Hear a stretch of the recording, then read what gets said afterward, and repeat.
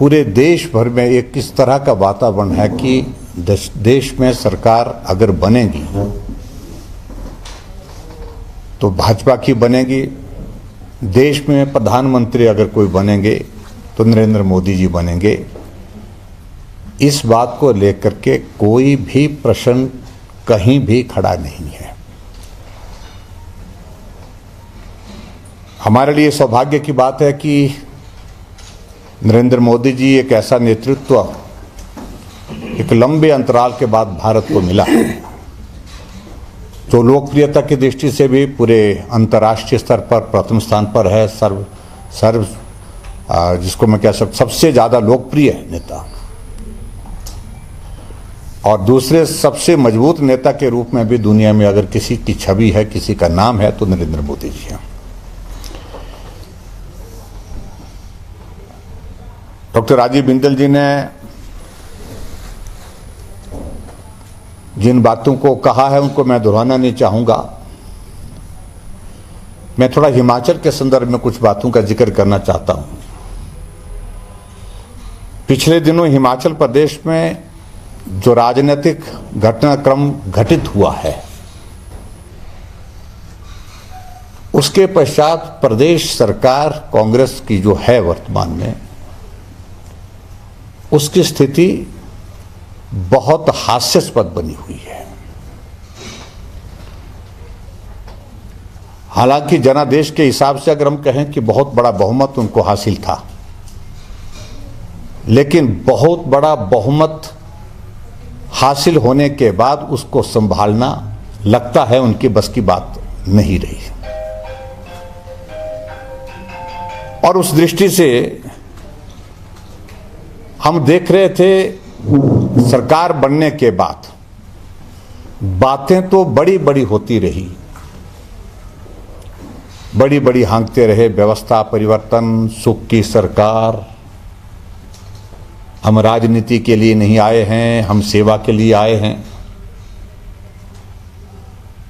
बहुत आदर्श बातें करने का एक सिलसिला शुरू हुआ,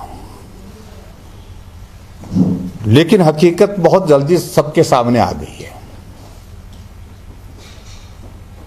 और जिस प्रकार से राजनीतिक घटनाक्रम घटित हुआ, उसके परिणाम आपके सामने जिस प्रकार से आए हैं, और प्रदेश के सामने, पूरे देश के सामने, मैं कह सकता हूं हिमाचल प्रदेश में कांग्रेस पार्टी की सरकार सत्ता में रहने का नैतिक अधिकार खो चुकी है।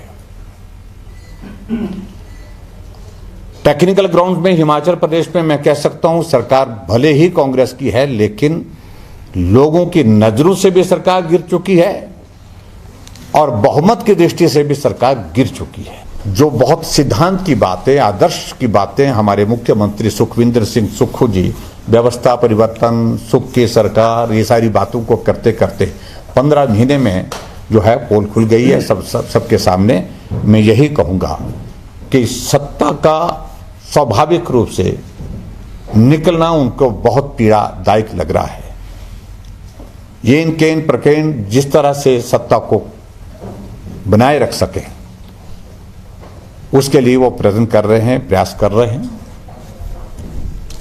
और मैं समझता हूं कि ये बहुत लंबा दौर नहीं चलेगा। अगर 6 उपचुनाव के साथ अगर ये 3 उपचुनाव भी साथ हो जाते हैं, अगर ये जिन्होंने त्यागपत्र दिया सभी विधायकों ने, निर्दलीय विधायकों ने, तो 9 विधानसभा क्षेत्र में उपचुनाव होंगे और 9 उपचुनाव में भारतीय जनता पार्टी जीतती है तो हम सीधी सी बात कह रहे हैं कि कांग्रेस की सरकार सत्ता से बाहर हो जाएगी। सरकारें 2 बनेगी अब के इस चुनाव के साथ, एक दिल्ली की और एक हिमाचल प्रदेश की। और मैं यही कहूँगा, आज हम सोलन में आए थे और सोलन के पार्टी के सब साथियों के साथ हमारा मिलना हुआ। सोलन के पूरा पार्लियामेंट्री कॉन्स्टिट्यूंसी के, जो शिमला पार्लियामेंट्री कॉन्स्टिट्यूंसी के, हमारे सुरेश कश्यप जी ने सांसद के नाते हमने पूरे क्षेत्र में सब लोगों के साथ अपना संबंध, अपना कामकाज की दृष्टि से जो काम की बातें हैं वो सारी चीज़ें बेहतर ढंग से की हैं।